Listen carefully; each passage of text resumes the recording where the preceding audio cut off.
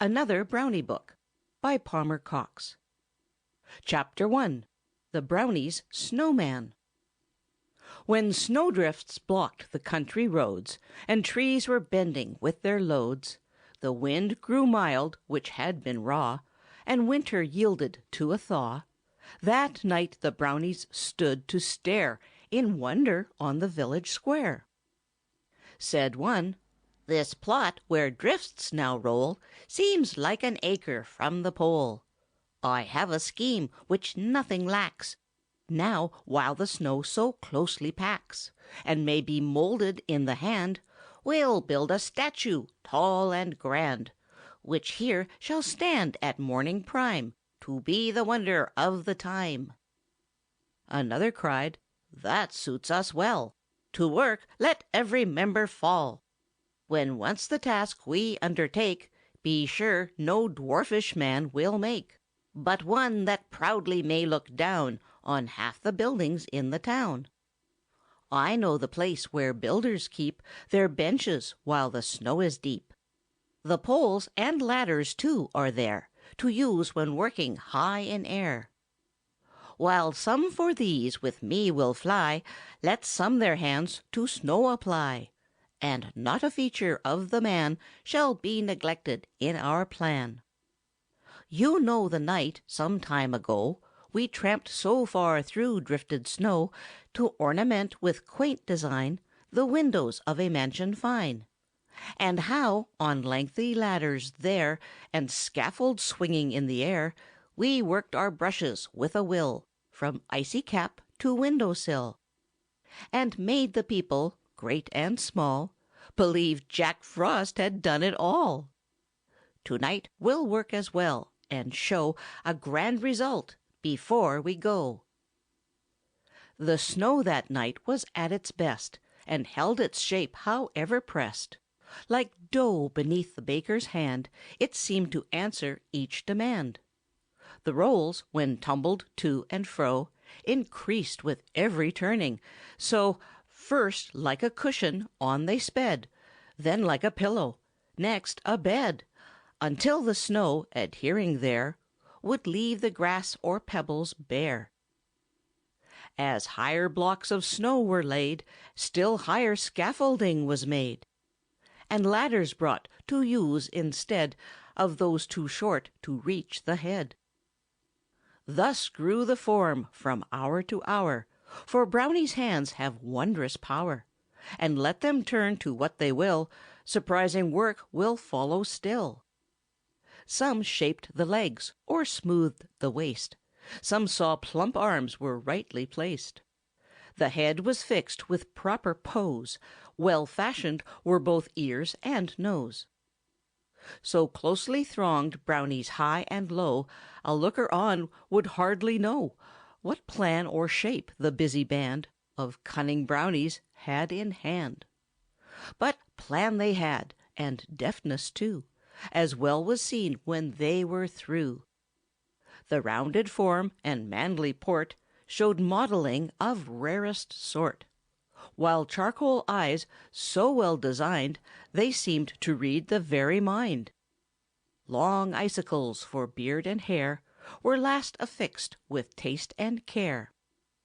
And when the poles around the base had been returned each to its place, and every ladder, bench, and board they had in use again was stored, the Brownies stood around a while to gaze upon their work and smile. Each points at head, or hand, or toe, his special handiwork to show. In truth, they had good reason there, with joy and pride, to stand and stare, and contemplate the object white, which loomed above to such a height.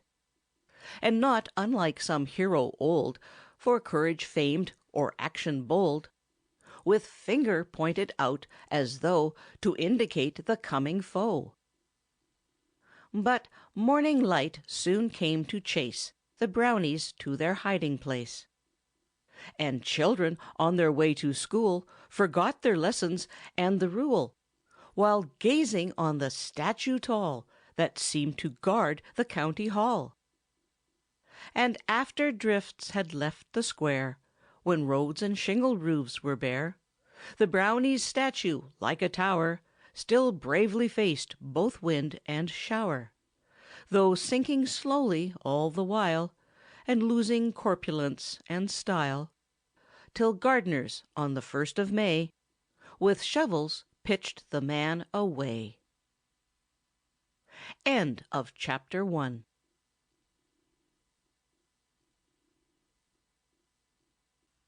Chapter 2. The Brownies in the Academy. The Brownies once with capers spry to an academy drew nigh, which, founded by a generous hand, spread light and learning through the land. The students, by ambition fired, and men of science had retired, so Brownies, through their mystic power, now took advantage of the hour. A battery was soon displayed, and strange experiments were made. Electric currents were applied to meadow frogs they found inside, which sage professors, nights and days, had gathered up in various ways. To making pills some turned the mind, while some to dentistry inclined, and aching teeth, both small and large, were there extracted free of charge. More gazed where phrenologic charts showed heads partitioned off in parts. Said one, "Let others knowledge gain, through which to conquer ache and pain. But by these charts I'll do my best to learn where fancy makes her nest." Another cried, as he surveyed the bumps that were so well arrayed, "These heads exhibit, full and clear, which one to love and whom to fear. Who is with noble thoughts inspired, and who with hate or envy fired. The man as timid as the hare, the man destructive as the bear. While choosing partners, one may find it well to keep these charts in mind." A microscope at length they found, and next the Brownies gathered round a stereopticon machine that cast its rays upon a screen. 1,000 times it magnified, till, stretching out on every side, an object large and larger spread, and filled the gazing group with dread. The locust, beetle, and the bee soon gained proportions strange to see, and seemed like monsters close at hand to put an end to all the band. Ere long a door was open swung, to show some skeletons that hung from hook and peg, which caused a shout of fear to rise from those about. Said one, "Thus science works its way through old remains from day to day, and those who during life could find no time, perhaps, to aid mankind, may, after all, in some such place, for years assist the human race, by giving students, as you see, some knowledge of anatomy." At other times, all breathless grouped, o'er crucibles, the Brownies stooped to separate with greatest skill the grains that cure from those that kill. While burning acids, blazes blue, and odors strong confused the crew.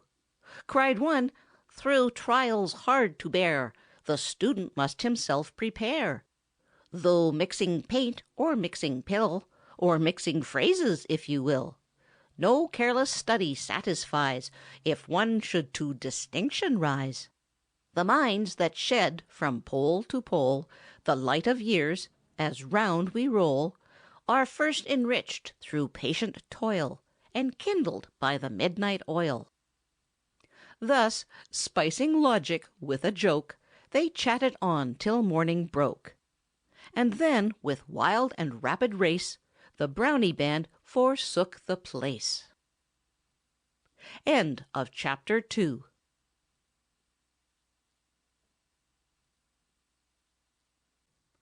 Chapter 3. The Brownies in the Orchard. The autumn nights began to fill the mind with thoughts of winter chill, When Brownies in an orchard met, where ripened fruit was hanging yet, said one, "The apples here, indeed, must now be mellow to the seed, and, ere another night, should be removed at once from every tree; for any evening now may call the frost to nip and ruin all." Another quickly answer made, "This man is scarcely worthy aid.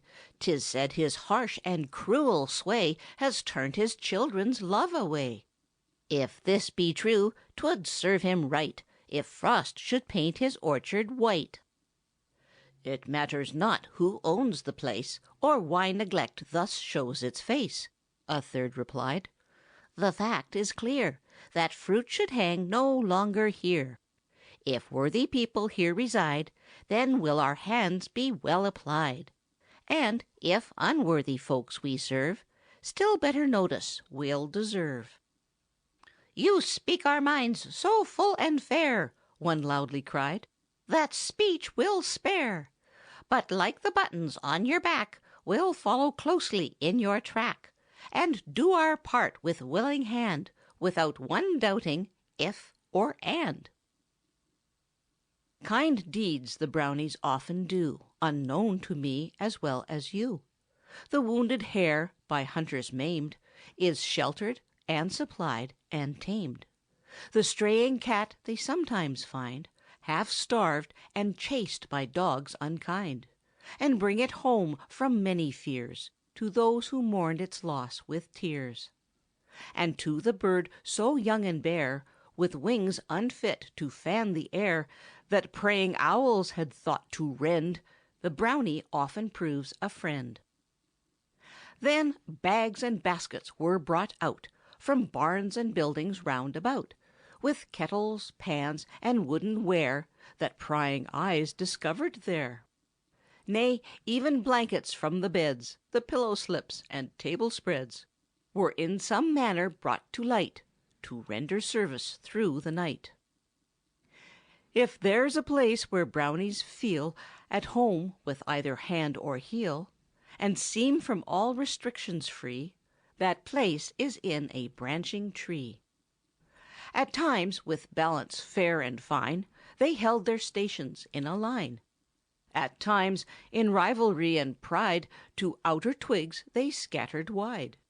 And off, with one united strain, they shook the tree with might and main, till, swaying wildly to and fro, it rocked upon the roots below.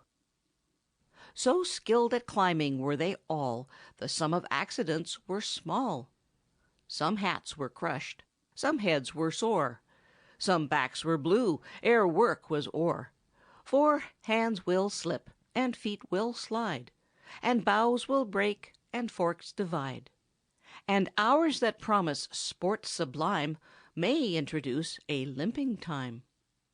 So some who clambered up the tree, with ready use of hand and knee, found other ways they could descend than by the trunk, you may depend. The startled birds of night came out and watched them as they moved about. Concluding thieves were out in force, they cawed around the place till hoarse. But birds, like people, should be slow to judge before the facts they know. For neither tramps nor thieves were here, but Brownies, honest and sincere, who worked like mad to strip the trees before they felt the morning breeze. And well they gauged their task and time, for ere the sun commenced to prime the sky with faintest tinge of red, the Brownies from the orchard fled, while all the fruit was laid with care beyond the reach of nipping air. End of chapter 3.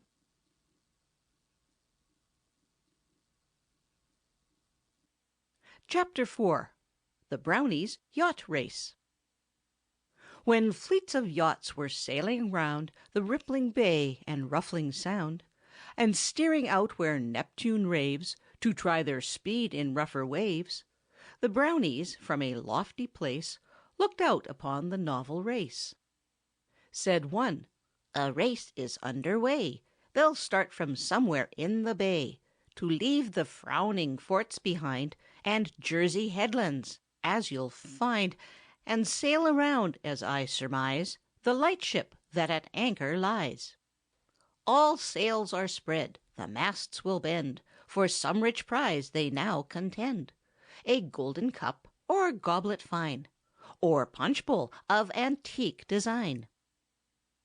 Another said, "To-night, when all have left the boats, we'll make a call, and boldly sail a yacht or two around that ship, as people do.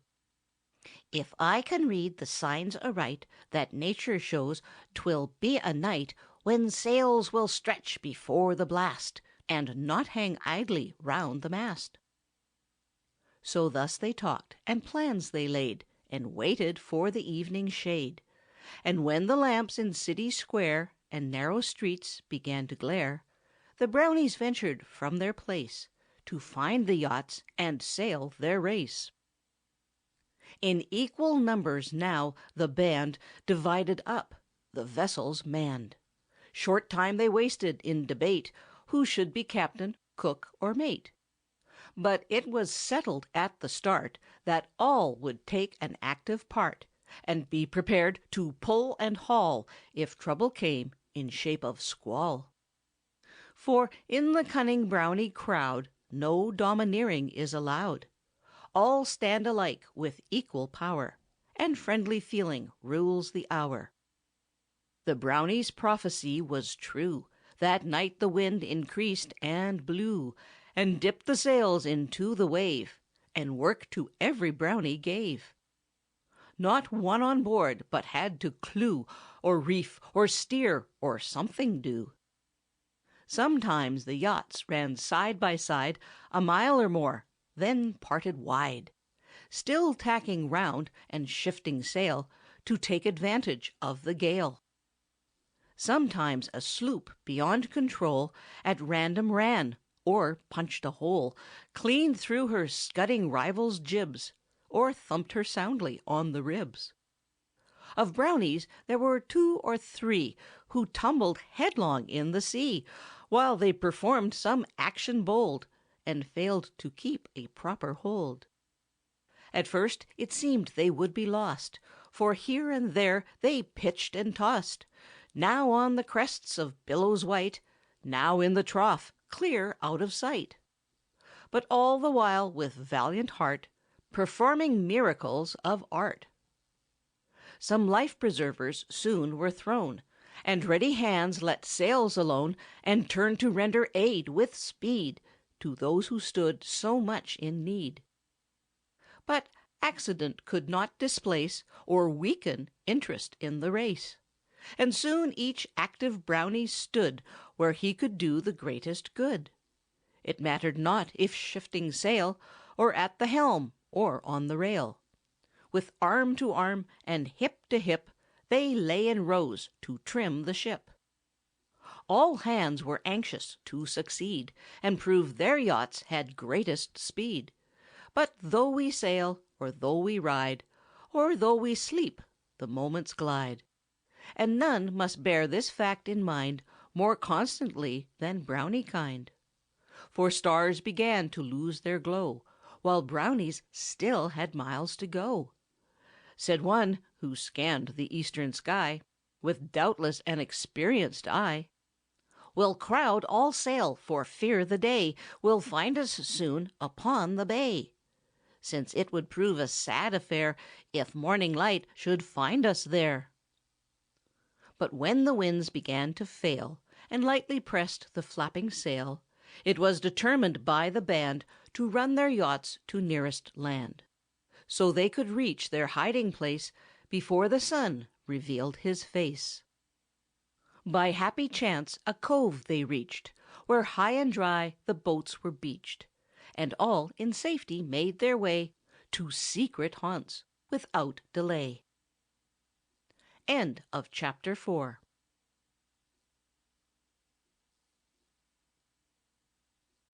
Chapter 5. The Brownies at Archery.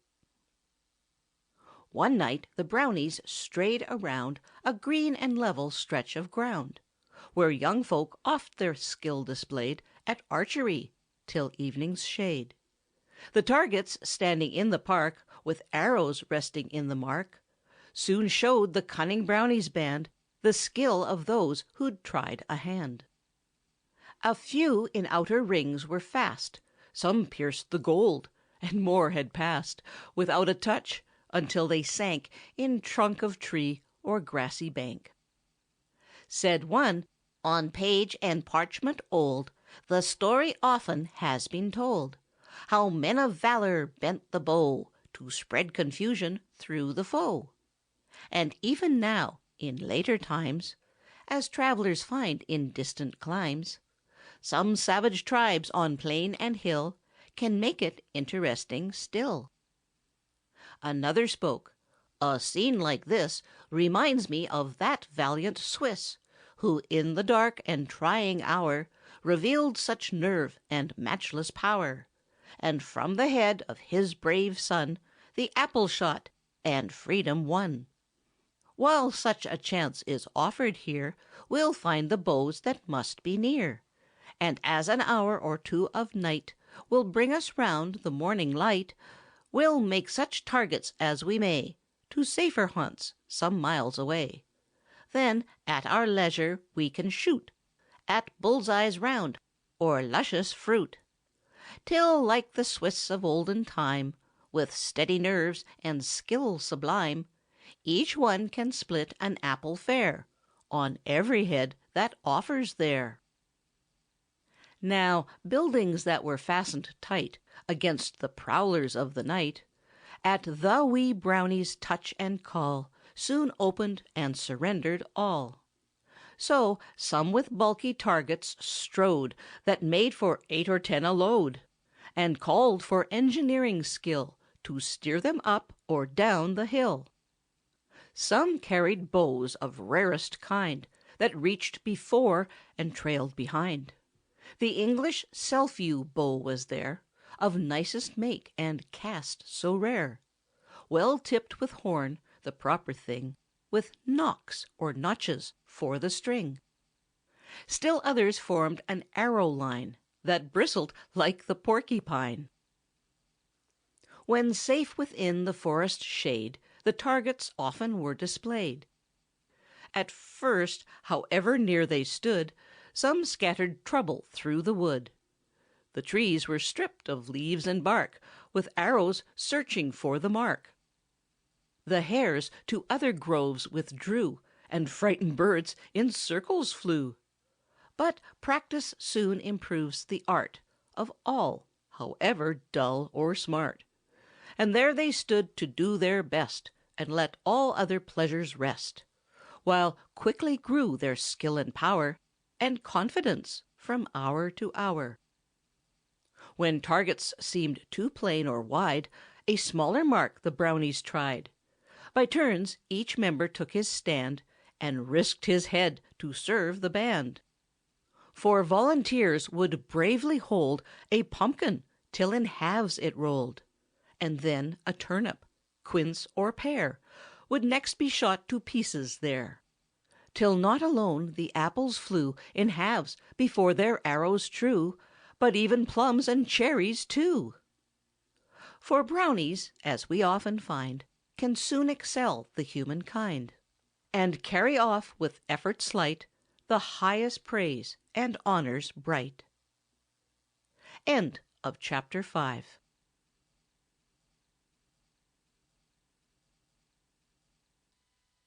Chapter 6. The Brownies Fishing.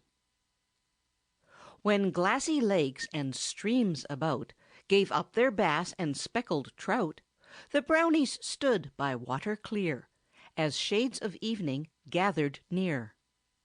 Said one, "Now, country lads, begin to trim the rod and bend the pin, to catch the frogs and minnows spry that in the brooks and ditches lie, while city chaps with reels come down, and line enough to gird the down, and flies of stranger shape and hue than ever Mother Nature knew, with horns like crickets, tails like mice, and plumes like birds of paradise. Thus well prepared for sunny sky or cloudy weather, wet or dry, they take the fish from stream and pool by native art and printed rule. Another said, "With peeping eyes I've watched an angler fighting flies, and thought, when thus he stood to bear the torture from those pests of air, there must indeed be pleasure fine behind the baited hook and line. Now, off like arrows from the bow, in search of tackle some must go, while others stay to dig supplies of bait that anglers highly prize. Such kind as best will bring the pout, the dace, the chub, and shiner out, while locusts gathered from the grass will answer well for thorny bass. Then some with speed for tackle start, and some to sandy banks depart, and some uplift a stone or rail in search of cricket, grub, or snail, while more in dewy meadows draw the drowsy locust from the straw. Nor is it long before the band stands ready for the sport in hand. It seemed the time of all the year when fish the starving stage were near. They rose to straws and bits of bark, to bubbles bright and shadows dark, and jumped at hooks, concealed or bare, while yet they dangled in the air. Some brownies many trials met almost before their lines were wet, for stones below would hold them fast, and limbs above would stop the cast, and hands be forced to take a rest at times when fish were biting best. Some stumbled in above their boots, and others spoiled their finest suits. But fun went on, for many there had hooks that seemed a charm to bear, and fish of various scale and fin on every side were gathered in. The catfish left his bed below with croaks and protests from the go, and nerve as well as time it took from such a maw to win the hook, with horns that pointed every way, and life that seemed to stick and stay, like antlered stag that stands at bay. He lay and eyed the Brownie band, and threatened every reaching hand. The gamy bass, when playing fine, oft tried the strength of hook and line, and strove an hour before his mind to changing quarters was resigned.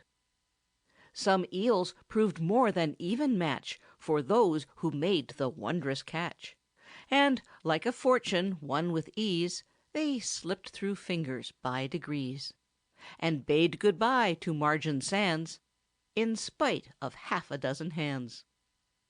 The hungry, wakeful birds of air soon gathered round to claim their share, and did for days themselves regale on fish of every stripe and scale. Thus sport went on with laugh and shout, as hooks went in and fish came out, while more escaped with wounded gill, and yards of line there trailing still. But day at length began to break, and forced the Brownies from the lake. End of chapter 6.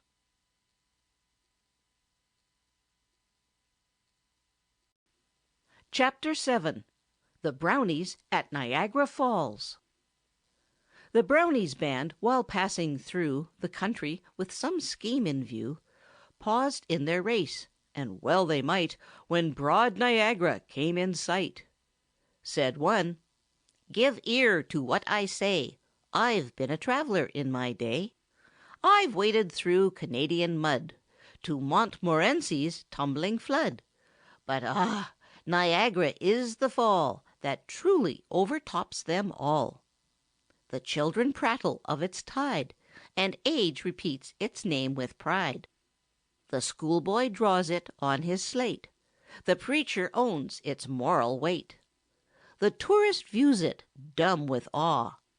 The Indian paints it for his squaw, and tells how many a warrior true went o'er it in his bark canoe, and never after, friend or foe, got sight of man or boat below." Another said, the Brownie band, upon the trembling brink may stand, where kings and queens have sighed to be, but dare not risk themselves at sea.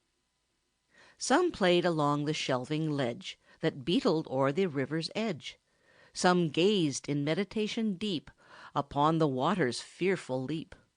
Some went below to crawl about behind the fall, that, shooting out, left space where they might safely stand and view the scene so wild and grand. Some climbed the trees of cedar kind that o'er the rushing stream inclined, to find a seat, to swing and frisk, and bend the boughs at fearful risk, until the rogues could dip and lave their toes at times beneath the wave. Still more and more would venture out, in spite of every warning shout. At last the weight that dangled there was greater than the tree could bear, and then the snapping roots let go their hold upon the rocks below, and leaping out away it rode upon the stream with all its load. Then shouts that rose above the roar went up from tree top and from shore, when it was thought that half the band was now forever leaving land. It chanced, for reasons of their own, some men around that tree had thrown a lengthy rope that still was strong, and stretching 50 feet along, before it disappeared from sight, the Brownies seized it in their might, and then a strain for half an hour went on between the mystic power of Brownie hands, united all, and water rushing o'er the fall. But true to friends the Brownies strained, and inch by inch the tree was gained. Across the awful bend it passed, with those in danger clinging fast, and soon it reached the rocky shore, with all the Brownies safe once more. And then, as morning showed her face, the Brownies hastened from the place. End of chapter 7.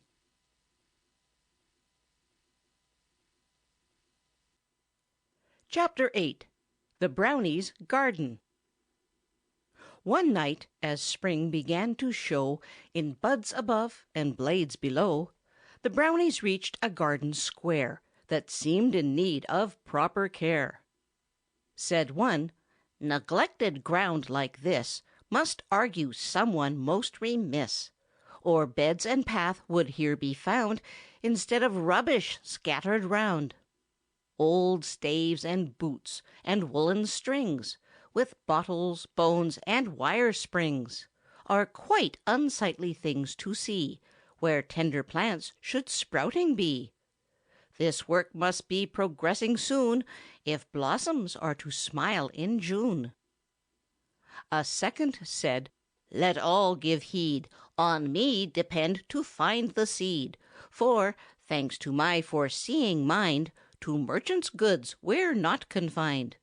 Last autumn, when the leaves grew sere, and birds sought regions less severe, one night through gardens fair I sped, and gathered seeds from every bed, then placed them in a hollow tree, where still they rest.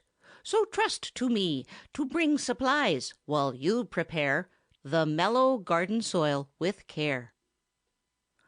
Another cried, "While someone goes to find the shovels, rakes, and hoes that in the sheds are stowed away, we'll use this plough as best we may. Our arms, united at the chain, will not be exercised in vain. But, as if colts were in the trace, we'll make it dance around the place.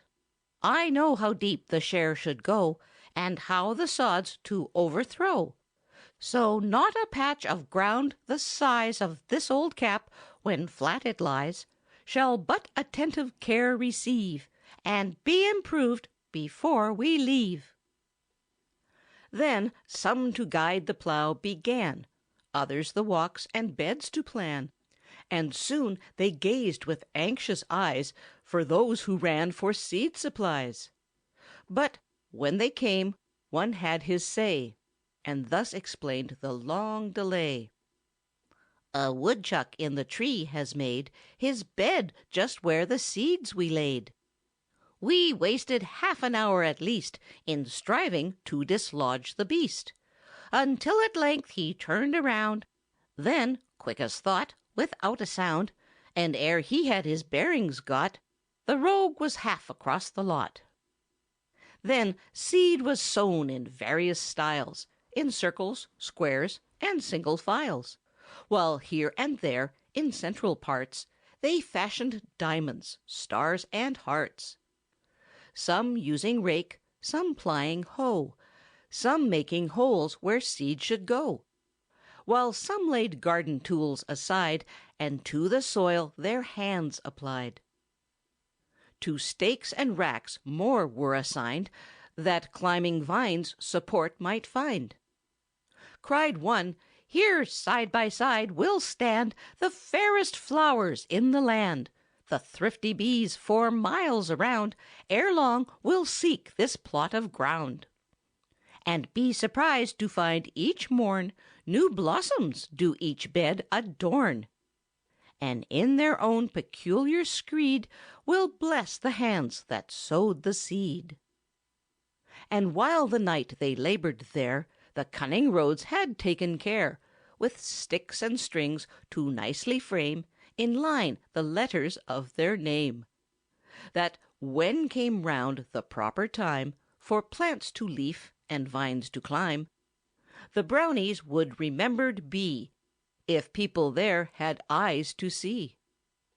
But morning broke, as break it will, though one's awake or sleeping still, and then the seeds on every side the hurried Brownies scattered wide. Along the road and through the lane they pattered on the ground like rain, where Brownies, as away they flew, both right and left full handfuls threw. And children often halted there to pick the blossoms, sweet and fair, that sprung like daisies from the mead where fleeing Brownies flung the seed. End of chapter 8.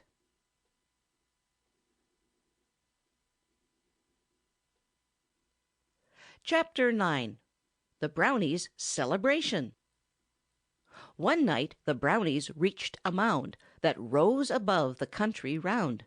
Said one, as seated on the place, he glanced about with thoughtful face, "If almanacs have matters right, the 4th begins at 12 to-night. A fitting time for us to fill yon cannon there and shake the hill, and make the people all about think war again has broken out. I know where powder may be found, both by the keg and by the pound. Men use it in a tunnel near, for blasting purposes, I hear. To get supplies all hands will go, and when we come we'll not be slow to teach the folks the proper way to honor Independence Day." It was not long till powder came, then from the muzzle broke the flame, and echo answered to the sound that startled folk for miles around. 'Twas lucky for the Brownies' band they were not of the mortal brand, or half the crew would have been hurled in pieces to another world. For when at last the cannon roared, so huge the charge had Brownies poured, the metal of the gun rebelled, and threw all ways the load it held. The pieces clipped the daisy heads, and tore the tree tops into shreds. But Brownies are not slow to spy a danger, as are you and I. For they, through strange and mystic art, observed it as it flew apart, and ducked and dodged and flattened out to shun the fragments flung about. Some rogues were lifted from their feet, and, turning somersaults complete, like leaves went twirling through the air, but only to receive a scare. And ere the smoke away had cleared, in forest shade they disappeared. End of chapter 9.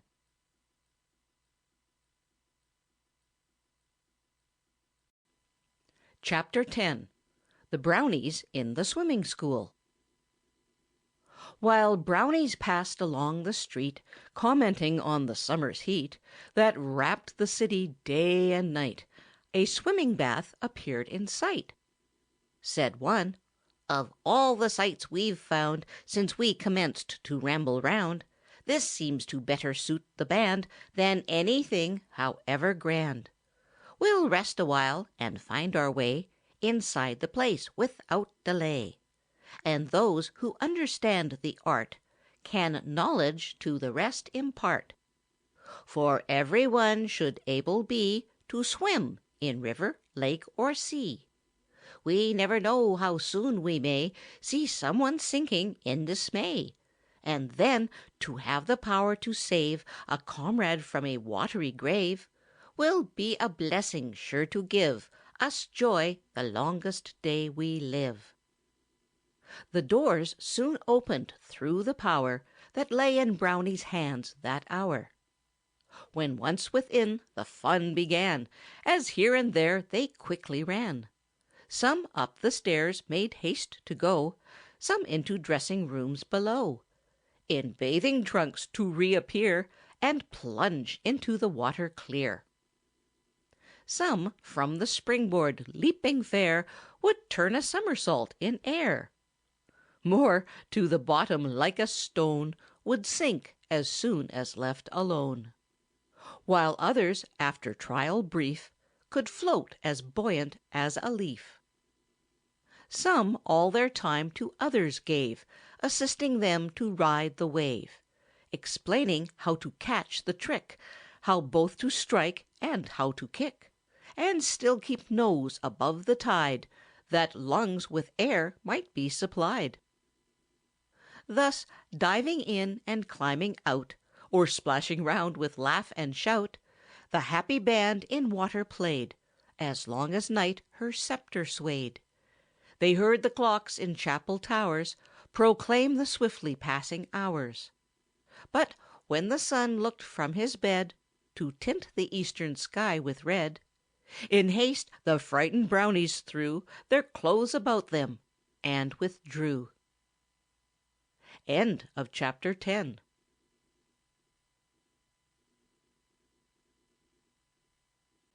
Chapter 11.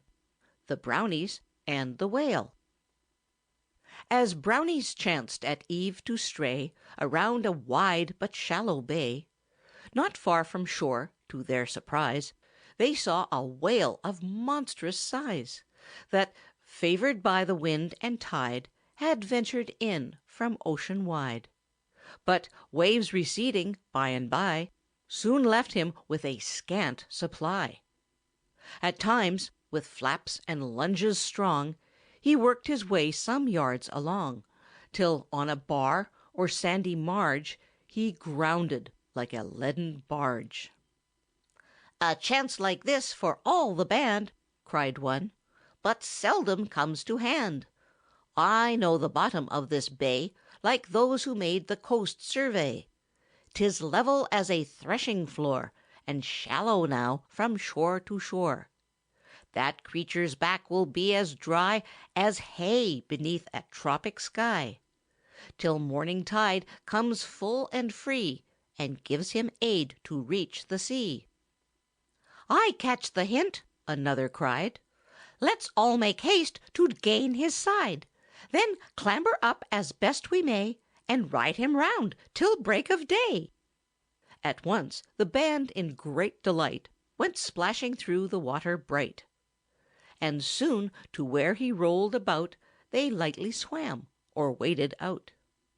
Now climbing up, the Brownies tried to take position for the ride. Some lying down a hold maintained. More, losing place as soon as gained, were forced a dozen times to scale the broad side of the stranded whale. Now, half afloat and half aground, the burdened monster circled round, still groping clumsily about as if to find the channel out. And Brownies clustered close, in fear that darker moments might be near.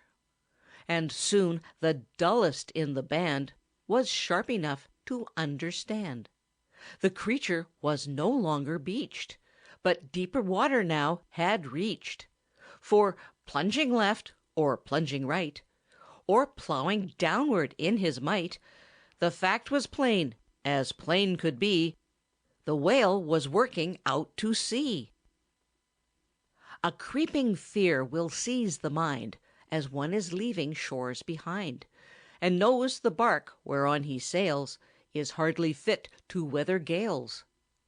Soon fancy, with a graphic sweep, portrays the nightmares of the deep, while they can see, with living eye, the terrors of the air sweep by.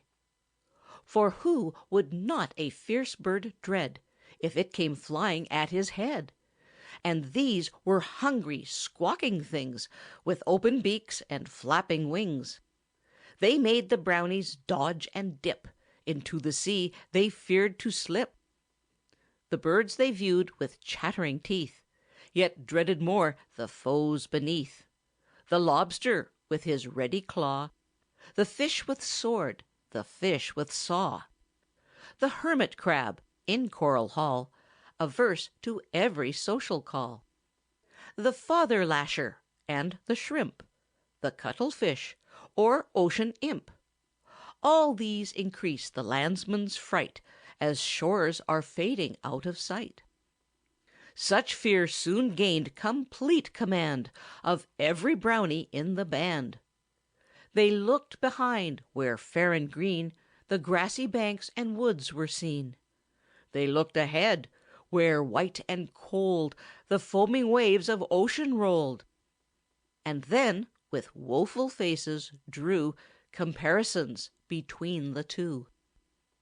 Some blamed themselves for action rash, against all reason still to dash in danger's way and never think until they stood on ruin's brink. While others threw the blame on those who did the risky trip propose. But meantime, deep and deeper still, the whale was settling down until his back looked like an island small that scarce gave standing room to all. But when their chance seemed slight indeed to sport again o'er dewy mead, the spouting whale, with movement strong, ran crashing through some timbers long that lumbermen had strongly tied in cribs and rafts an acre wide. 'Twas then, in such a trying hour, the Brownies showed their nerve and power. The diving whale gave little time for them to choose a stick to climb, but grips were strong, no hold was lost, however high the logs were tossed. By happy chance the boom remained that to the nearest shore was chained, and o'er that bridge the Brownies made a safe retreat to forest shade. End of chapter 11.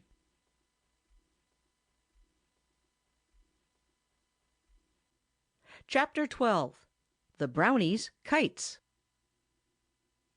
The sun had hardly taken flight unto the deepest caves of night, or fowls secured a place of rest where Reynard's paw could not molest, when Brownies gathered to pursue their plans regarding pleasures new. Said one, "In spite of hand or string, now hats fly round like crows in spring, exposing heads to gusts of air that ill the slightest draught can bear, while high above the tallest tower, at morning, noon, and evening hour, the youngsters' kites with streaming tails are riding out the strongest gales. The doves in steeples hide away, or keep their houses through the day, mistaking every kite that flies for bird of prey of wondrous size." "You're not alone," another cried, "in taking note. I too have spied the boys of late in street and court, or on the roofs at this fine sport. But yesternight I chanced to see a kite entangled in a tree. The string was nowhere to be found, the tail about a bough was bound. Some birds had torn the paper out to line their nests in trees about. But there beside the wreck I stayed until I learned how kites are made. On me you safely may depend to show the way to cut and bend. So let us now, while winds are high, our hands at once to work apply. And from the hill that lifts its crown so far above the neighboring town, we'll send our kites aloft in crowds to lose themselves among the clouds. A smile on every face was spread at thought of fun like this ahead, and quickly all the plans were laid, and work for every Brownie made. Some to the kitchens ran in haste to manufacture pots of paste. Some ran for tacks or shingle nails, and some for rags to make the tails, while more with loads of paper came, or whittled sticks to make the frame. The strings that others gathered soon seemed long enough to reach the moon. But where such quantities they found, 'tis not so easy to expound. Perhaps some twine shop, standing nigh, was raided for the large supply. Perhaps some youthful angler whines about his missing fishing lines. But let them find things where they will, the Brownies must be furnished still. And those who can't such losses stand will have to charge it to the band. With busy fingers well applied, they clipped and pasted, bent and tied.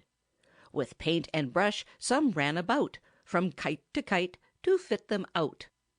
On some they paint a visage fair, while others would affright a bear. Nor was it long, as one might guess who knows what skill their hands possess, before the kites, with string and tail, were all prepared to ride the gale. And oh, the climax of their glee was reached when kites were floating free. So quick they mounted through the air that tangling strings played mischief there, and threatened to remove from land some valued members of the band. The birds of night were horrified at finding kites on every side, and netted strings that seemed to be designed to limit action free. But Brownies stood or ran about, now winding up, now letting out, now giving kites more tail or wing, now wishing for a longer string, until they saw the hints of day approaching through the morning gray. End of chapter 12.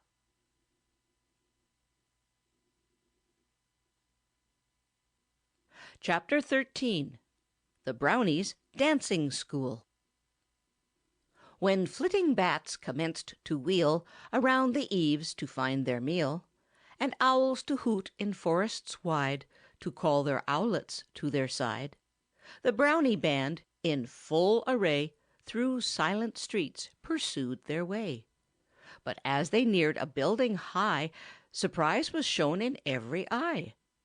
They heard the strains of music sweet, and tripping of the dancers' feet, while o'er the tap of heel and toe, the twang of harp and scrape of bow, arose the clear and ringing call of those who had control of all. The Brownies slackened their swift pace, then gathered close around the place, to study out some way to win a peep or two at those within. Said one, "In matters of this kind, opinions differ, you will find, and some might say, with sober thought, that children should not thus be taught to hop around on toe and heel so actively to fiddle's squeal, for fear 'twould turn their minds away from graver duties of the day." Another said, "The dancing art doth ease to every move impart. It gives alike to city-bred and country-born a graceful tread, and helps them bear themselves along, without offence, in greatest throng. The nimble step, the springing knee, and balanced body all agree. The feet, my friends, may glide with grace, as well as trudge from place to place. And in the parlor or without, they best can stand or walk about, who found in early life a chance to mingle in the sprightly dance. The Brownies need no ladders long, no hoists nor elevators strong, to lift them to an upper flight, a window sill or transom light.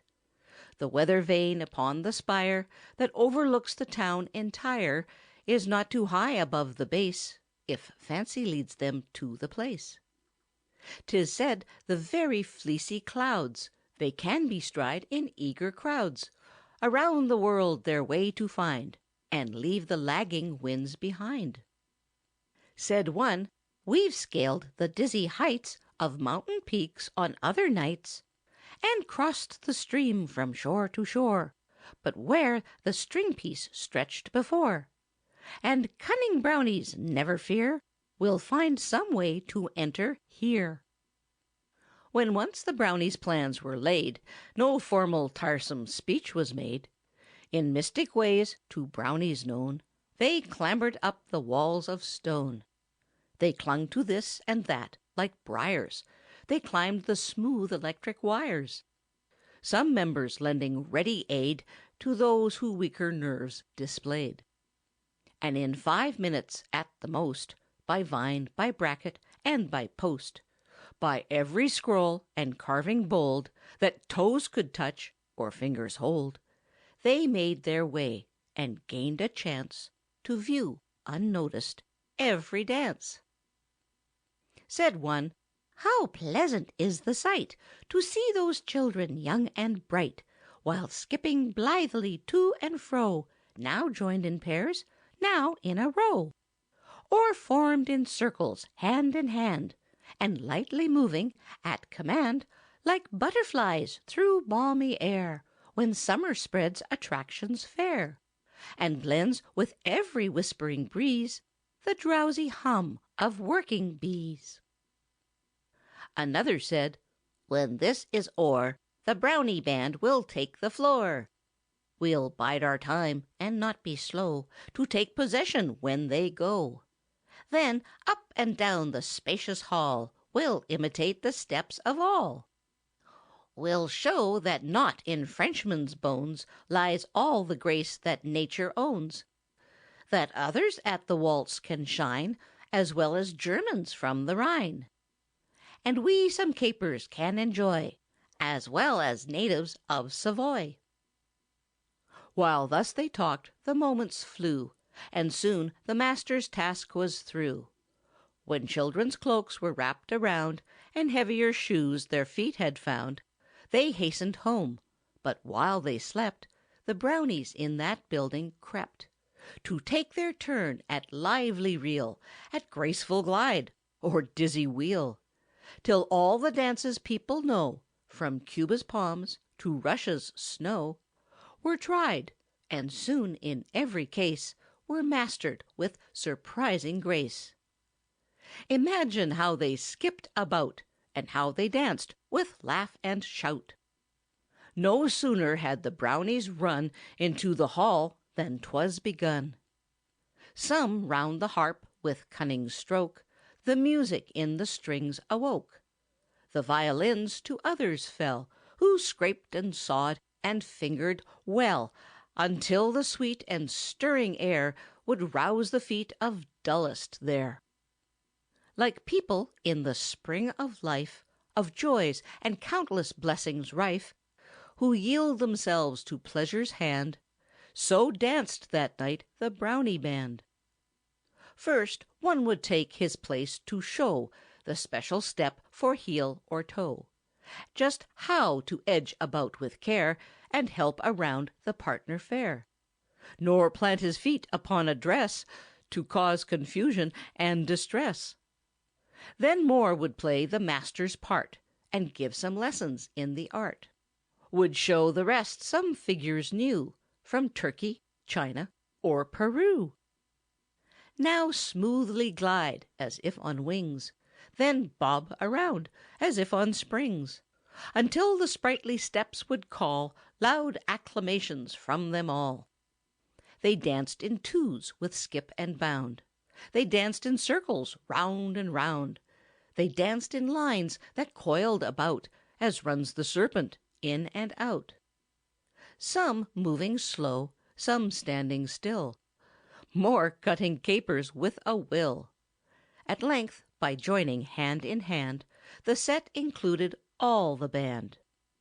A happier crowd was never seen on ballroom floor or village green.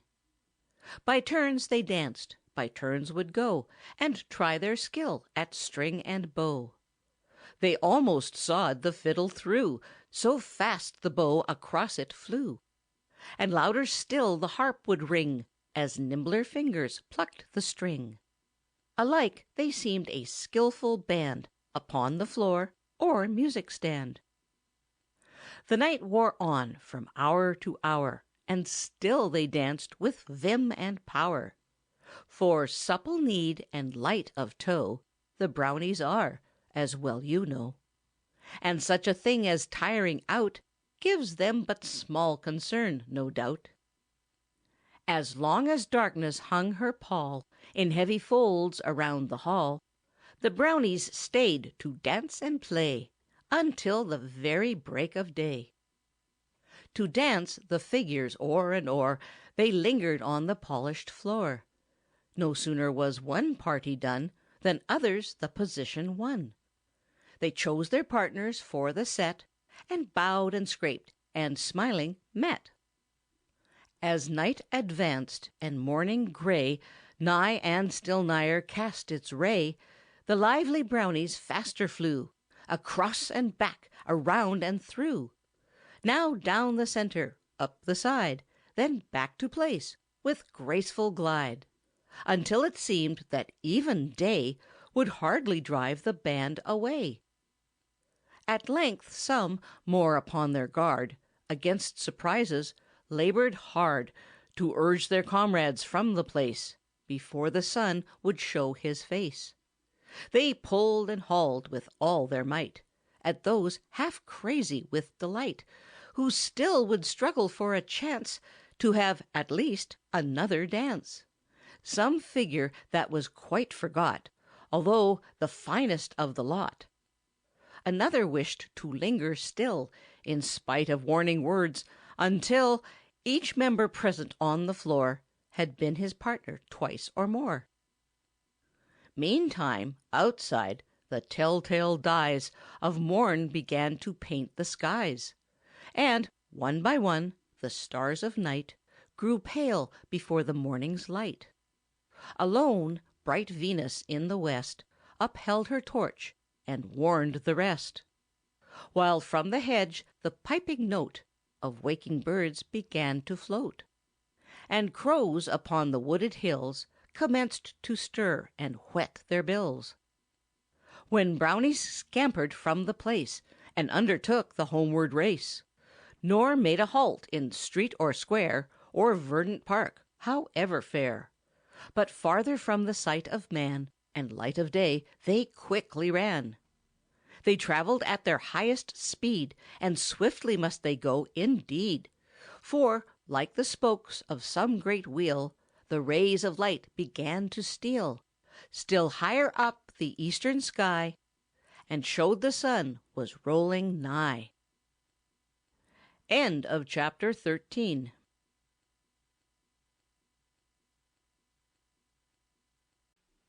Chapter 14. The Brownies' Candy Pull. One evening, while the Brownies sat enjoying free and friendly chat, some on the trees, some on the ground, and others perched on fences round, one Brownie, rising in his place, addressed the band with beaming face. The listeners gathered with delight around the member, bold and bright, to hear him tell of scenes he'd spied while roaming through the country wide. "Last eve," said he, "to shun the blast, behind a cottage fence I passed.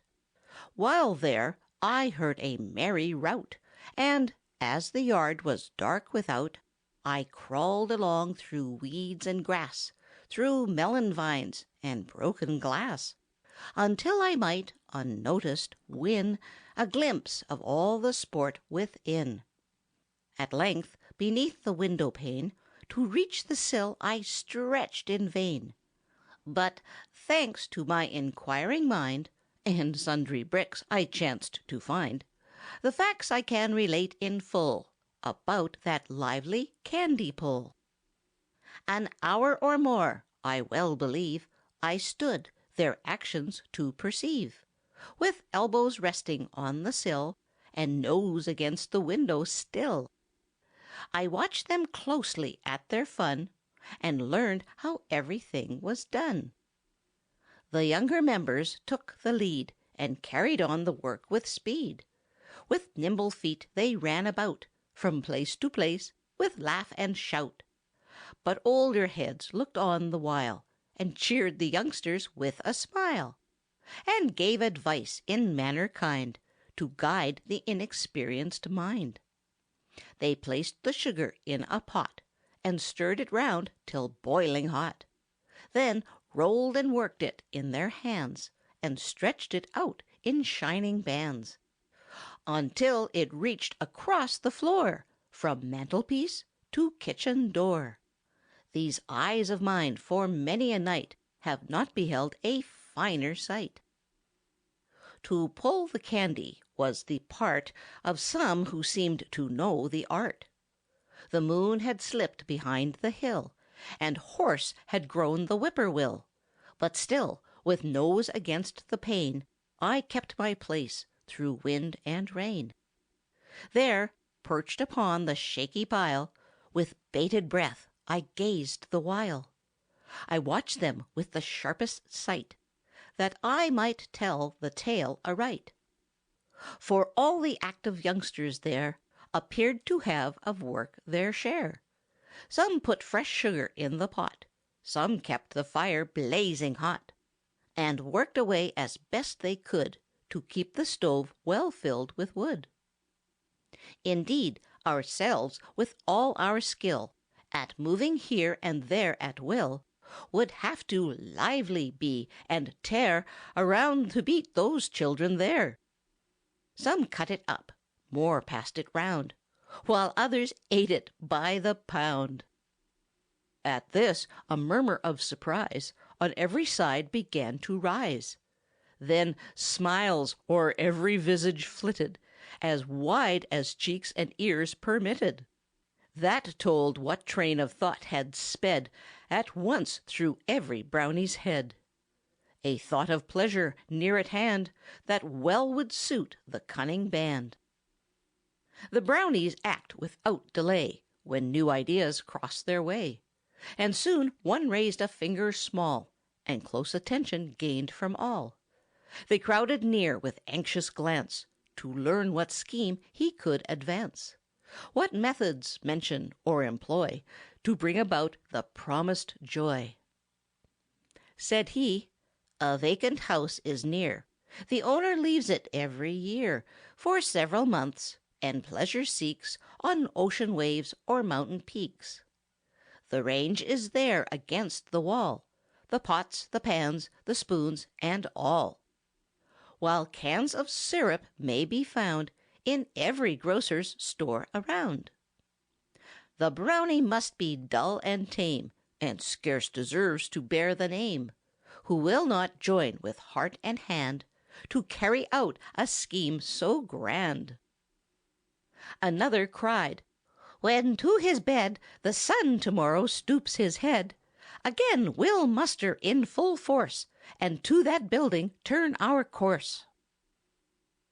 Next eve they gained the street at last, that through the silent city passed, and soon they paused, their eyes they raised, and on the vacant mansion gazed.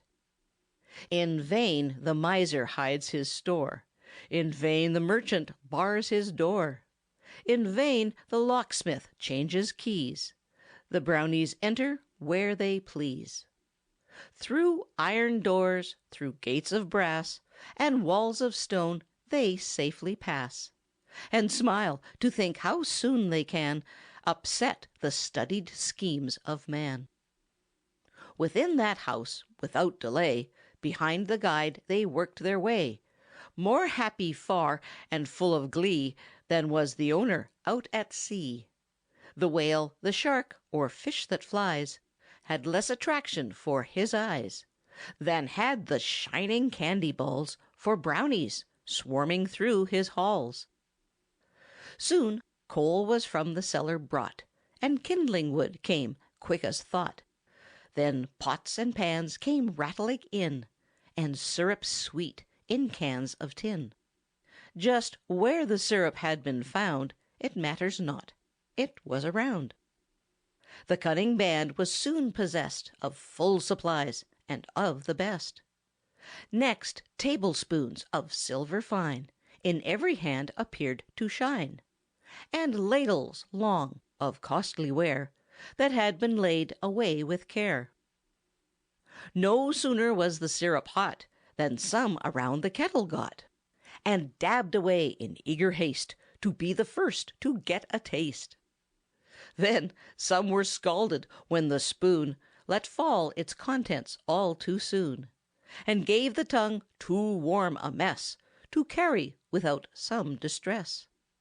Then steps were into service brought that dancing masters never taught, and smothered cries and swinging hand would wake the wonder of the band.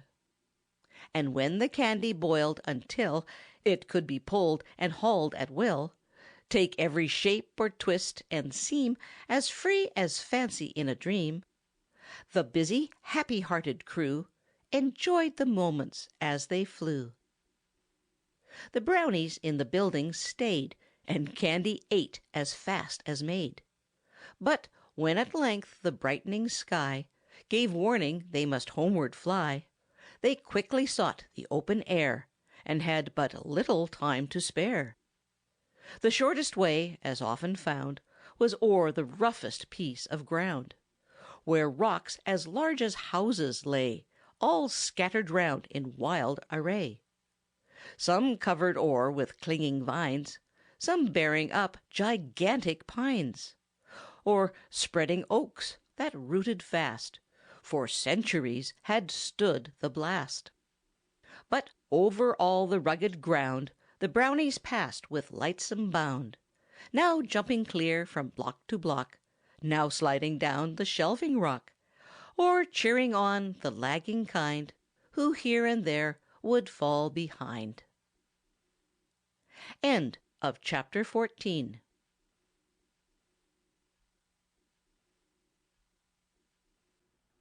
Chapter 15. The Brownies and the Locomotive.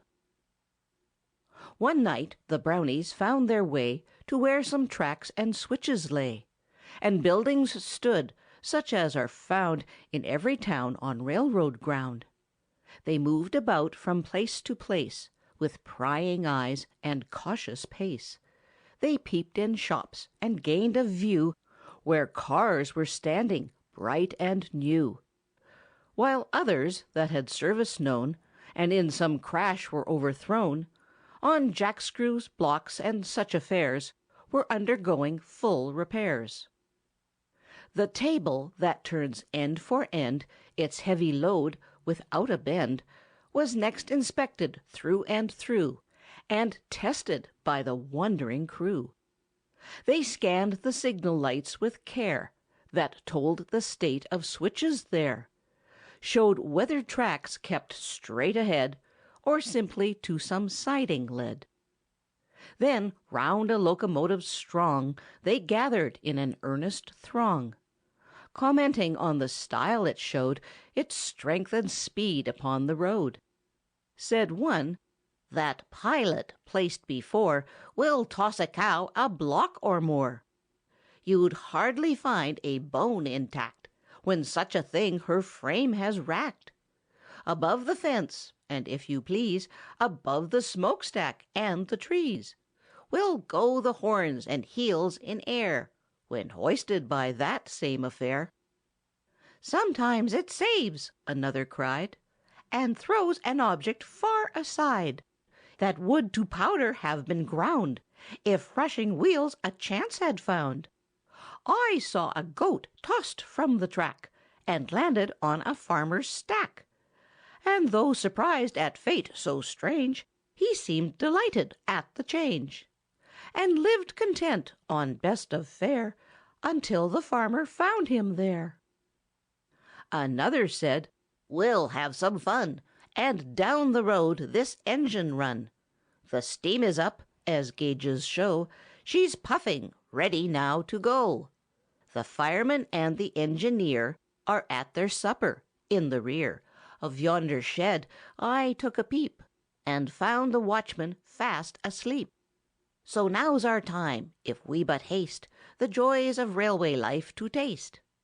I know the engine driver's art, just how to stop, reverse, and start.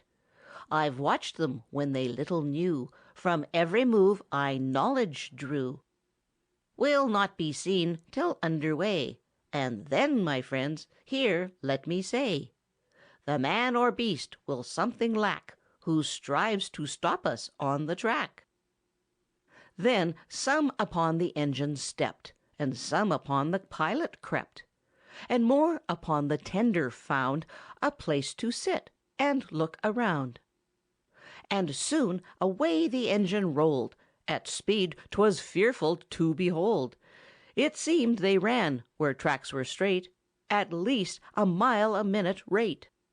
And even where the curves were short, the engine turned them with a snort that made the Brownies' hearts the while rise in their throats for half a mile. But travellers may dangers run on safest roads beneath the sun. They ran through yards where dogs came out to choke with dust that whirled about, and so could neither growl nor bark till they had vanished in the dark.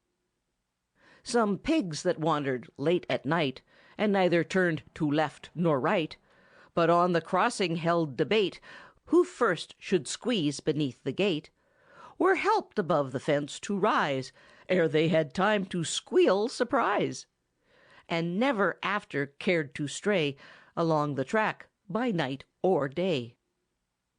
But when a town was just in sight, and speed was at its greatest height, alas, that such a thing should be, an open switch the Brownies see. Then some thought best at once to go into the weeds and ditch below.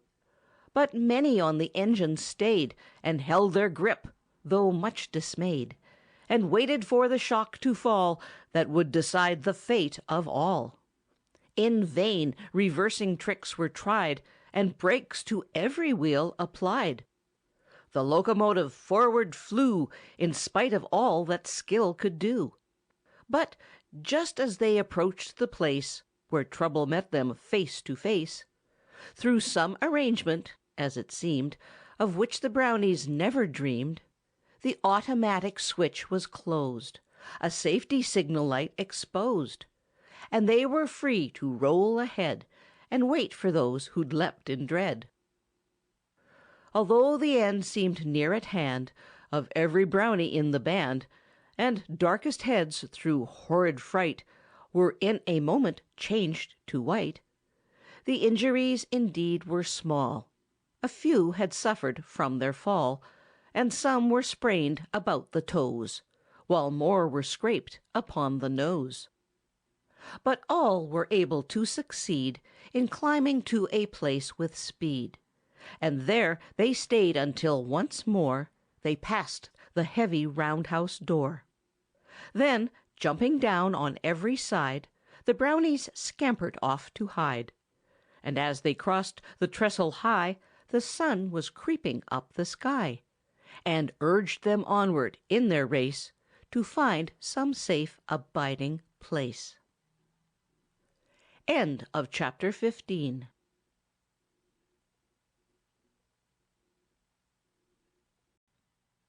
Chapter 16. The Brownies' Fancy Ball. It was the season of the year when people, dressed in fancy gear, from every quarter hurried down and filled the largest halls in town. And there, to flute and fiddle sweet, went through their sets with lively feet.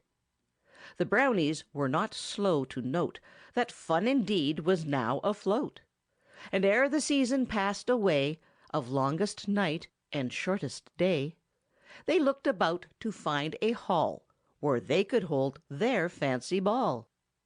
Said one, "A room can soon be found where all the band can troop around. But want of costumes, much I fear, will bar our pleasure all the year." Another said, "One moment, wait! My eyes have not been shut of late. Don't show a weak and hopeless mind, because your knowledge is confined. For I'm prepared to take the band to costumes, ready to the hand. Of every pattern, new or old, the kingly robes with chain of gold, the cloak and plume of belted knight, the pilgrim's hat and stockings white, the dresses for the ladies fair, the gems and artificial hair, the soldier suits in blue and red, the turban for the Tartar's head. All can be found where I will lead, if friends are willing to proceed."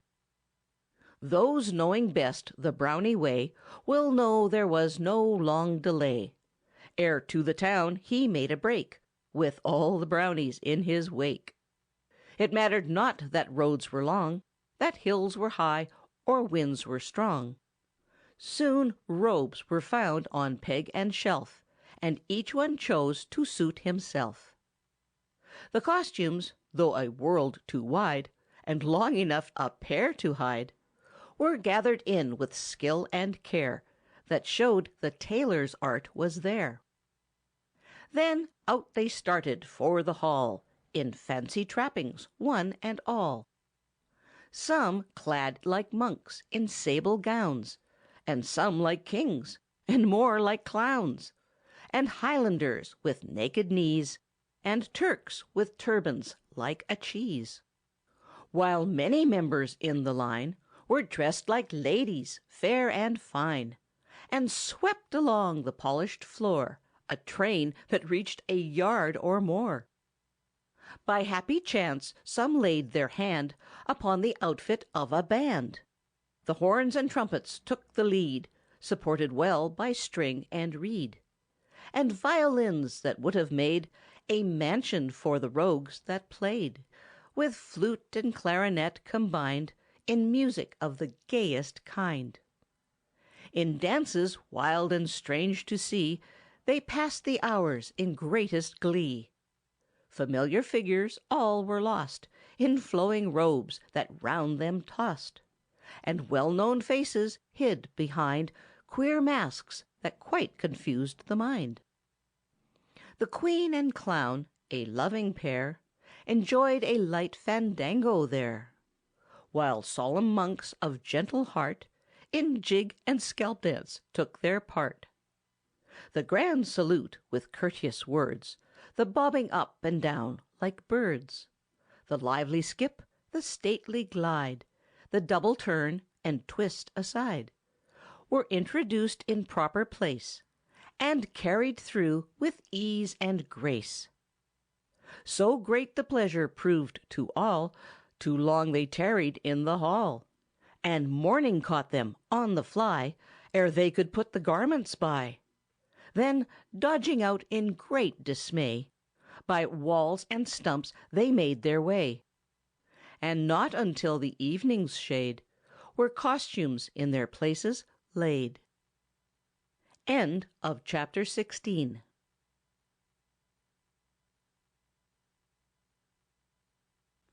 Chapter 17. The Brownies and the Tugboat.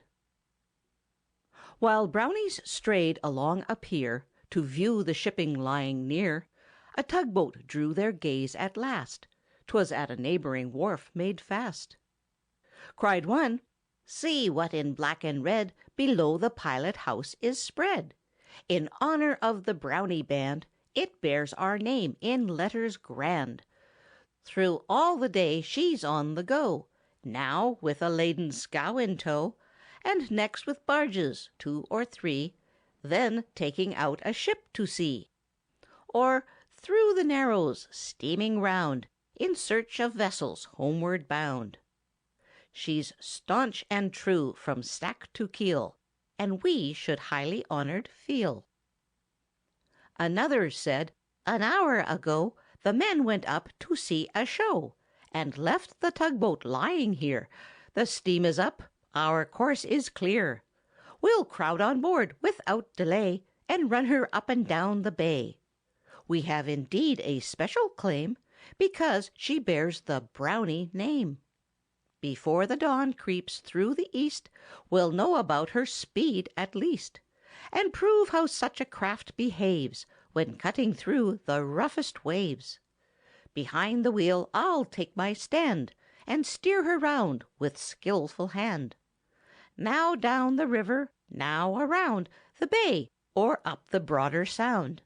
Throughout the trip I'll keep her clear of all that might awaken fear. When hard a port the helm I bring, or starboard make a sudden swing, the band can rest as free from dread as if they slept on mossy bed. I something know about the seas, I've boxed a compass, if you please, and so can steer her east or west, or north or south, as suits me best. Without the aid of twinkling stars or lighthouse lamps I'll cross the bars. I know when north winds nip the nose, or sou'-sou'-west the pig wind blows, as hardy sailors call the gale that from that quarter strikes the sail." A third replied, "No doubt you're smart, and understand the pilot's art. But more than one a hand should take, for all our lives will be at stake. In spite of eyes and ears and hands, and all the skill a crew commands, how oft collisions crush the keel, and give the fish a sumptuous meal! Too many rocks around the bay stick up their heads to bar the way. Too many vessels, long and wide, at anchor in the channel ride, for us to show ourselves unwise, and trust to but one pair of eyes." Ere long the tugboat swinging clear turned bow to stream and left the pier, while many Brownies, young and old, from upper deck to lower hold, were crowding round in happy vein, still striving better views to gain. Some watched the waves around them roll, some stayed below to shovel coal. From hand to hand, with pitches strong, they passed the rattling loads along. Some at the engine took a place, more to the pilot-house would race, to keep a sharp lookout ahead, or man the wheel as fancy led. But accidents we oft record, however well we watch and ward. And vessels often go to wreck, with careful captains on the deck. They had mishaps that night, for still, in spite of all their care and skill, while running straight or turning round, in river, bay, or broader sound, at times they ran upon a rock, and, startled by the sudden shock, some timid Brownies, turning pale, would spring at once across the rail, and then, repenting, find all hope of life depended on a rope, that willing hands were quick to throw and hoist them from the waves below. Sometimes too near a ship they ran, for peace of mind; again their plan would come to naught, through lengthy tow of barges passing to and fro. The painted buoys around the bay at times occasioned some dismay. They took them for torpedoes dread, that might the boat in fragments spread, awake the city's slumbering crowds, and hoist the band among the clouds. But thus, till hints of dawn appeared, now here, now there, the boat was steered, with many joys and many fears that some will bear in mind for years. But at her pier once more she lay, when night gave place to creeping day. End of chapter 17.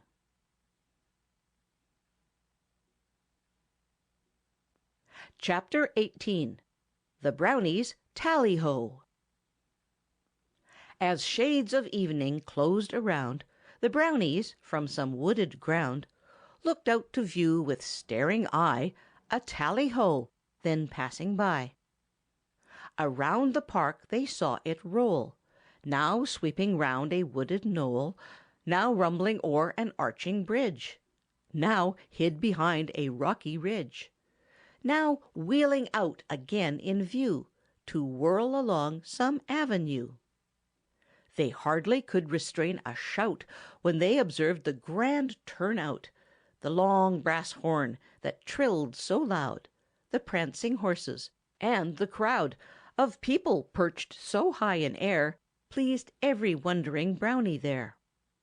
Said one, "A rig like this, we see, would suit the Brownies to a T. And I'm the one, here let me say, to put such pleasures in our way. I know the very place to go to-night to find a tally-ho. It never yet has borne a load of happy hearts along the road, but, bright and new in every part, 'tis ready for an early start. The horses in the stable stand, with harness ready for the hand. If all agree, we'll take a ride for miles across the country wide." Another said, "The plan is fine. You well deserve to head the line. But on the road the reins I'll draw. I know the way to gee and haw, and how to turn a corner round, and still keep wheels upon the ground."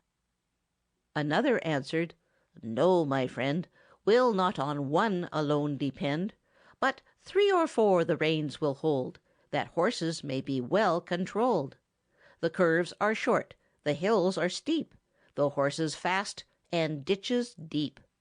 And at some places half the band may have to take the lines in hand."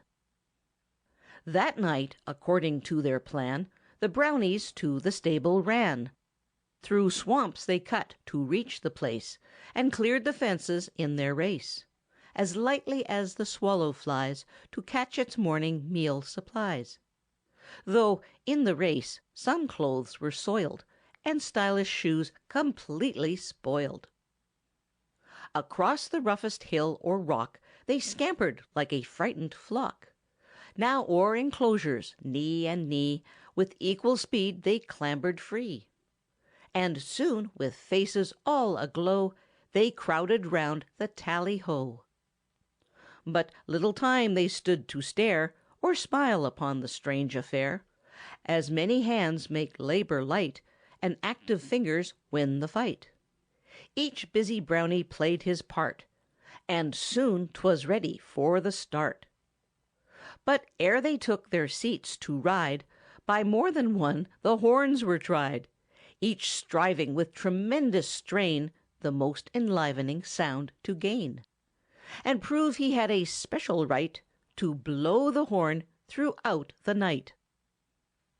Though some were crowded in a seat, and some were forced to keep their feet, or sit upon another's lap, and some were hanging to a strap, with merry laugh and ringing shout, and tooting horns, they drove about. A dozen miles, perhaps, or more, the lively band had travelled o'er, commenting on their happy lot, and keeping horses on the trot, when, as they passed a stunted oak, a wheel was caught, the axle broke. Then some went out with sudden pitch, and some were tumbled in the ditch, and one jumped off to save his neck, while others still hung to the wreck. Confusion reigned, for coats were rent, and hats were crushed, and horns were bent, and what began with fun and clatter had turned to quite a serious matter. Some blamed the drivers, others thought the tooting horns the trouble brought. More said that they small wisdom showed who left the route so near the road. But while they talked about their plight, upon them burst the morning light, with all the grandeur and the sheen that June could lavish on the scene. So, hitching horses where they could, the Brownies scampered for the wood. And lucky were the Brownies spry, a dark and deep ravine was nigh, that seemed to swallow them alive, so quick were they to jump and dive, to safely hide from blazing day that fast had driven night away, and forced them to leave all repairs to other heads and hands than theirs. End of chapter 18.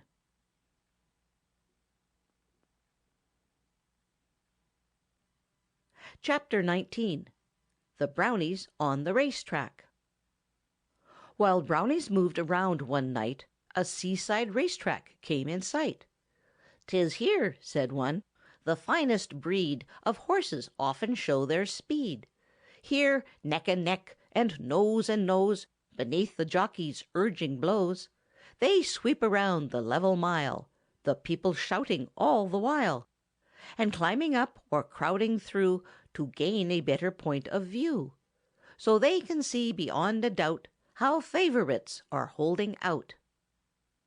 Another said, "I know the place where horses wait to morrow's race. We'll strap the saddles on their back and lead them out upon the track. Then some will act the jockey's part, and some as judges watch the start, and drop the crimson flag to show the start is fair and all must go." Ere long the Brownies turned to haul each wondering racehorse from his stall. They bridled them without delay, and saddles strapped in proper way. Some restless horses rearing there would toss their holders high in air, and test the courage and the art of those who took an active part. Said one, "I've lurked in yonder wood, and watched the races when I could. I know how all is done with care when thus for racing they prepare, how every buckle must be tight, and every strap and stirrup right, or jockeys would be on the ground before they circled half-way round." When all was ready for the show, each Brownie rogue was nowise slow at climbing up to take a place and be a jockey in the race. Full half a dozen Brownies tried upon one saddle now to ride, but some were into service pressed as judges to control the rest, to see that rules were kept complete, and then decide who won the heat. A dozen times they tried to start, some shot ahead like jockeys smart, and were prepared to take the lead around the track at flying speed. But others were so far behind, on horses of unruly mind, the judges from the stand declare the start was anything but fair. So back they'd jog at his command, in better shape to pass the stand. Indeed, it was no simple trick to ride those horses shy and quick, and only for the mystic art that is the Brownie's special part, a dozen backs at least had found a resting place upon the ground. The rules of racing were not quite observed in full upon that night. Around and round the track they flew, in spite of all the judge could do. The race, he tried to let them know, had been decided long ago. But still the horses kept the track, with Brownies clinging to each back. Some racers of the jumping kind at times disturbed the rider's mind, when from the track they sudden wheeled and over fences took the field, as if they hoped in some such mode to rid themselves of half their load. But horses, howsoever smart, are not a match for Brownie art, for still the riders stuck through all, in spite of fence or ditch or wall. Some clung to saddle, some to mane, while others tugged at bridle rein. So all the steeds found it would pay to let the Brownies have their way, until a glimpse of rising sun soon made them leave the place and run. End of chapter 19.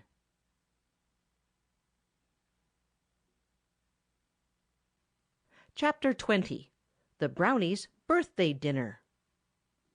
When people through the county planned to give their public dinners grand, the Brownies met at day's decline to have a birthday banquet fine.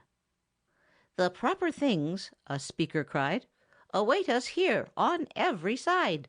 We simply have to reach and take, and choose a place to boil and bake. With meal and flour at our feet, and wells of water pure and sweet, the Brownie must be dull indeed who lacks the gumption to proceed. We'll peel the pumpkins, ripened well, and scoop them hollow like a shell. Then slice them up the proper size to make at length those famous pies, for which the people, small and great, are ever quick to reach a plate." This pleased them all, so none were slow in finding work at which to go. A stove that chance threw in their way was put in shape without delay. Though doors were cracked and legs were rare, the spacious oven still was there, where pies and cakes and puddings wide might bake together side by side. The level top, though incomplete, gave pots and pans a welcome seat, where stews could steam, and dumplings found a fitting place to roll around. Some lengths of pipe were raised on high that made the soot and cinders fly, and caused a draught throughout the wreck that door or damper failed to check. The rogues who undertook the part that tries the cook's delightful art had smarting hands and faces red before the tablecloth was spread. But what cared they at such an hour for singeing flame or scalding shower? Such ills are always reckoned slight when great successes are in sight. There cakes and tarts and cookies fine, of both the leaf and notched design, were ranged in rows around the pan that into heated ovens ran, where, in what seemed a minute's space, another batch would take their place. While birds that had secured repose above the reach of Reynard's nose, without the aid of wings came down to be at midnight roasted brown. They found some boards and benches laid aside by workmen at their trade, and these upon the green were placed by willing hands with proper haste. Said one, who board and bench combined, "All art is not to cooks confined, and some expertness we can show as well as those who mix the dough." And all was as the speaker said. In fact, they were some points ahead, for when the cooks their triumphs showed, the table waited for its load. The knives and forks and dishes white by secret methods came to light. Much space would be required to tell just how the table looked so well. But kitchen cupboards, 3 or 4, must there have yielded up their store. For all the guests on every side with full equipments were supplied. When people find a carver hacked, a saucer chipped, or platter cracked, they should be somewhat slow to claim that servants are the ones to blame. For Brownies may have used the ware and failed to show the proper care. A few, as waiters, passed about new dishes when the old gave out, and saw the plates, as soon as bare, were heaped again with something rare. No member, as you may believe, was anxious such a place to leave, until he had a taste at least of all the dishes in the feast. The Brownies, when they break their fast, will eat as long as viands last, and even birds cannot depend on crumbs or pickings at the end. The plates were scraped, the kettles clean, and not a morsel to be seen, ere Brownies from that table ran to shun the prying eyes of man. End of chapter 20.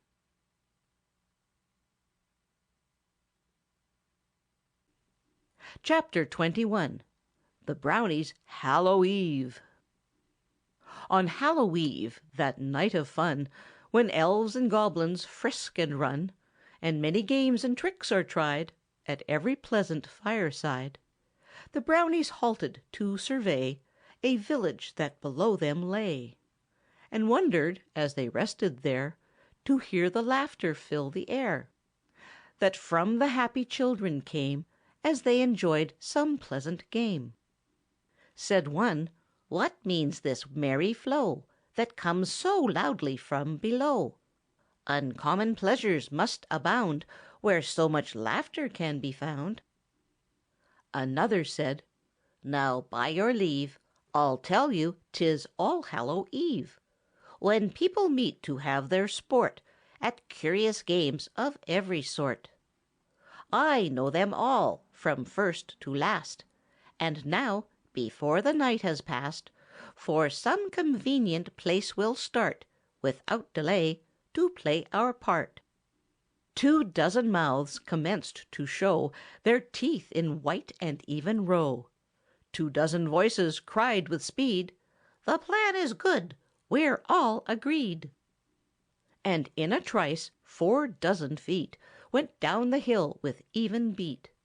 Without a long or wearying race, the Brownies soon secured a place that answered well in every way for all the games they wished to play. There tubs of water could be found, by which to stoop or kneel around, and strive to bring the pennies out that on the bottom slipped about. Then heads were wet, and shoulders too, where some would still the coin pursue, and mouth about now here and there, without a pause or breath of air, until in pride, with joyful cries, they held aloft the captured prize. More, stood the tempting bait beneath, and with a hasty snap of teeth the whirling apple thought to claim, and shun the while the candle's flame, but found that with such pleasure goes an eyebrow singed or blistered nose. More named the oats, as people do, to try which hearts are false, which true, and on the griddle placed the pair, to let them part or smolder there, and smiled to see, through woe and weal, how often hearts are true as steel. Still others tried to read their fate, or fortune in a dish or plate, learn whether they would ever wed, or lead a single life instead, or if their mate would be a blessing, or prove a partner most distressing. Then others in the open air of fun and frolic had their share, played hide and seek, and blindman's buff, and tag, or places smooth or rough, and snap the whip, and trip the toe, and games that none but Brownies know. As if their lives at stake were placed, they jumped around, and dodged and raced, and tumbled headlong to the ground, when feet some hard obstruction found. At times across the level mead some proved their special claims to speed, and as reward of merit wore a wreath of green, till sport was o'er. The hours flew past as hours will, when joys do every moment fill. The moon grew weak, and said good night, and turned her pallid face from sight. Then weakening stars began to fail, but still the Brownies kept the veil. Full many a time had hours retired much faster than the band desired, and pleasure seemed too sweet to lay aside because of coming day. But never yet with greater pain did they behold the crimson stain that morning spread across the sky, and told them they must homeward fly. End of chapter 21.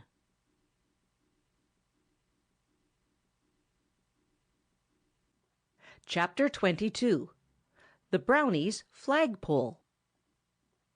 The Brownies, through a village bound, paused in their run to look around, and wondered why the central square, revealed no flagpole, tall and fair. Said one, "Without delay we'll go to woods that stand some miles below. The tall spruce lifts its tapering crest so high and straight above the rest, we soon can choose a flagpole there to ornament this village square. Then every one a hand will lend to trim it off from end to end, to peel it smooth and paint it white, and hoist it in the square to-night." Then to the woods the Brownies ran at once to carry out their plan. While some ran here and there with speed for implements to serve their need, some rambled through the forest free to find the proper kind of tree, then climbed the tree while yet it stood to learn if it was sound and good, without a flaw, a twist or bend to mar its looks from end to end. When one was found that suited well, to work the active Brownies fell. And soon, with sticks beneath their load, the band in grand procession strode.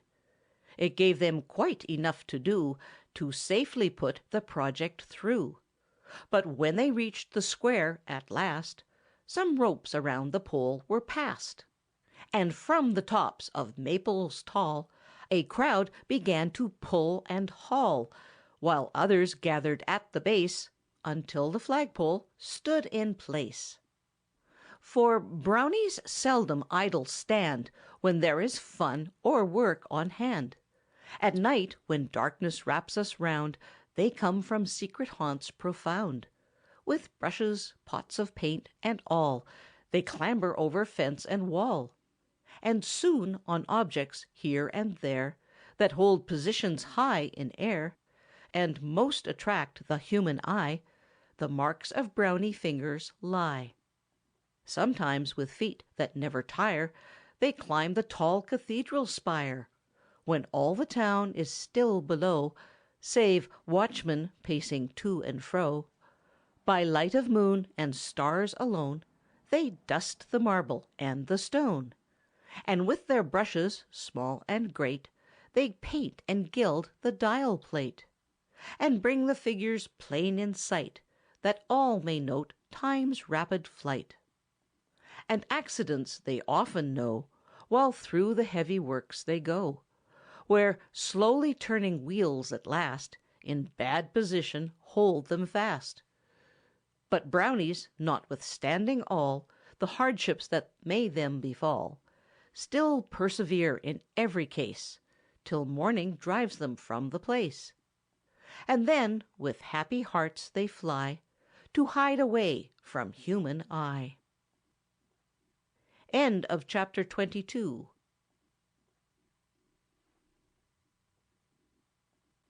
Chapter 23. The Brownies on the Canal.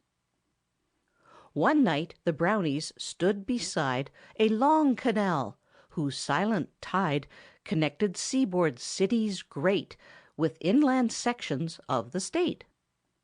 The laden boats, so large and strong, were tied to trees by hawsers long. No boatmen stood by helm or oar, no mules were tugging on the shore. All work on land and water too had been abandoned by the crew. Said one, "We see without a doubt what some dispute has brought about. Perhaps a strike for greater pay, for even rates, or shorter day, has caused the boats to loiter here, with cargoes costing someone dear. These cabbages, so large and round, should, long ere this, the dish have found upon some kitchen stove or range, to spread an odor rich and strange. Those squashes, too, should not be lost by long exposure to the frost, when they would prove so great a prize to old and young, if baked in pies. And then those pippins, ripe and fair, from some fine orchard picked with care, should not to rot and ruin go, though work is hard or wages low, when thousands would be glad to stew the smallest apples there in view. Another said, "We lack the might to set the wrongs of labor right, but by the power within us placed, we'll see that nothing goes to waste. So every hand must be applied, that boats upon their way may glide." Then some ran here and there with speed to find a team to suit their need. A pair of mules that grazed about the grassy banks were fitted out, with straps and ropes without delay, to start the boats upon their way.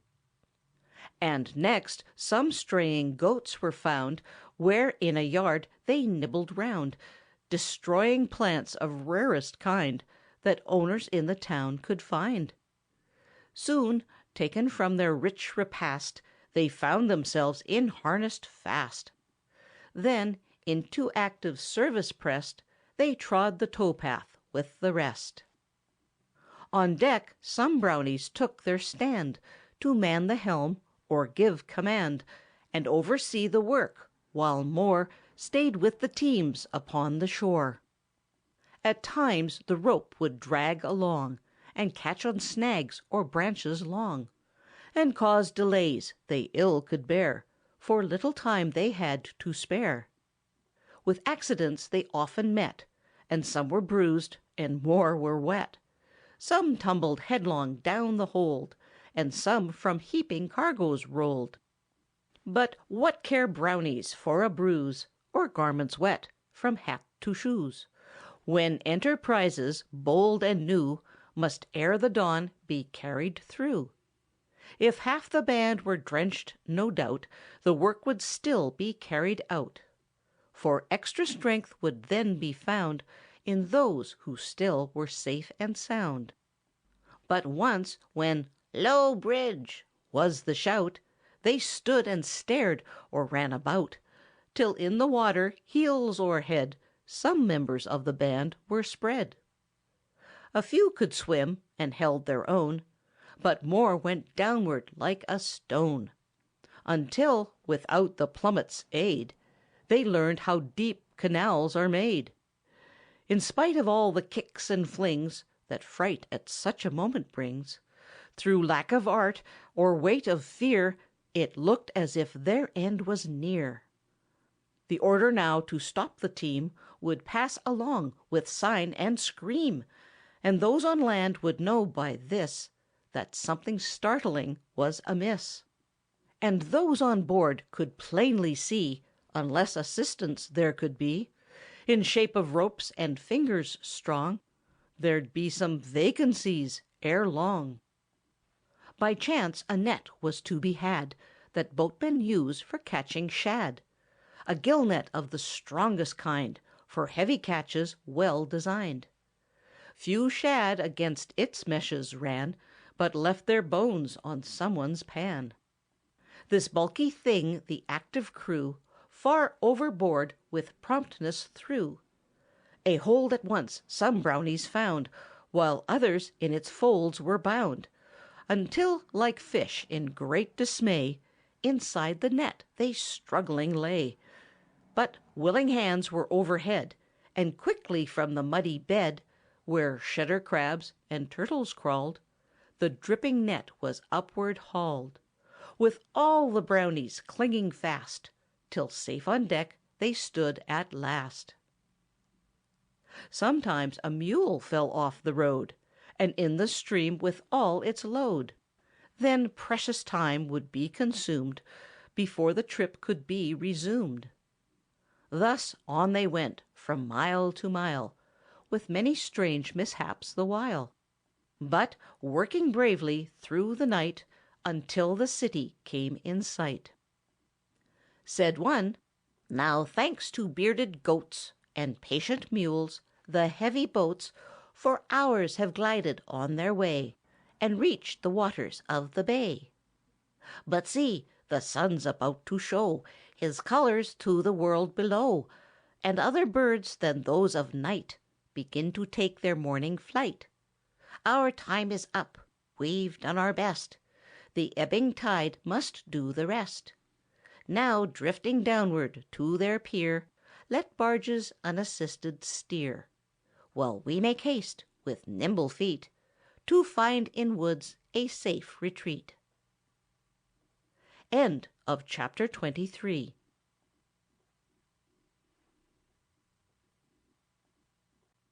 Chapter 24.